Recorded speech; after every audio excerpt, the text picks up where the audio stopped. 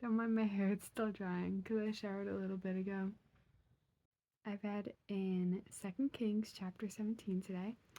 There were about 4 verses that stuck out to me. The first one was verse 7, which says, This disaster happened because the people of Israel sinned against the Lord their God, who had brought them out of the land of Egypt from the power of Pharaoh, king of Egypt, because they worship other gods. And so what stuck out to me is that God had delivered his people, and yet they still didn't obey.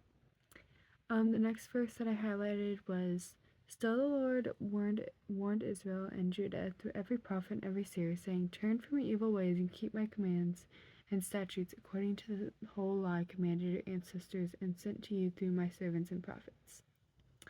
So what I wrote down is they didn't listen to the warnings God had given them.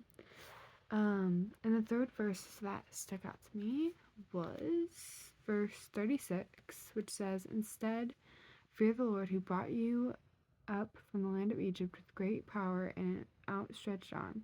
You are to bow down to him and you are to sacrifice to him. So what stuck out to me is that God delivered his people. And then the last verse is verse 39, which says, But fear the Lord your God, and he will rescue you from all your enemies. And so I wrote down he rescued us, and he tells us to fear him. And then today's day 36, the title is Navigating Transition. The key verse is Psalm 32:8, which says, I will teach you and tell you the way to go and how to get there. I will give you good counsel and I will watch over you. What I wrote down is that God will direct us, he won't let us fall, and we should turn to him for help. And then in the lesson it talks about how usually God has been trying to get our attention for quite some time. So what I wrote down is that big events can be God trying to direct us. And then also in the lesson it talked about how we wrestle with God for the steering wheel.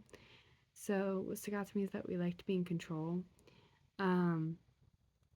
Also it talks about how disruption is God's greatest classroom.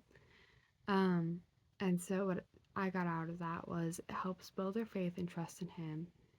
And then the second to last thing is by taking us through what feels like a war zone, it's really a growth zone. So we have to trust God. The last thing is that take refuge in the irrevocable promise God has made to watch over and lead you.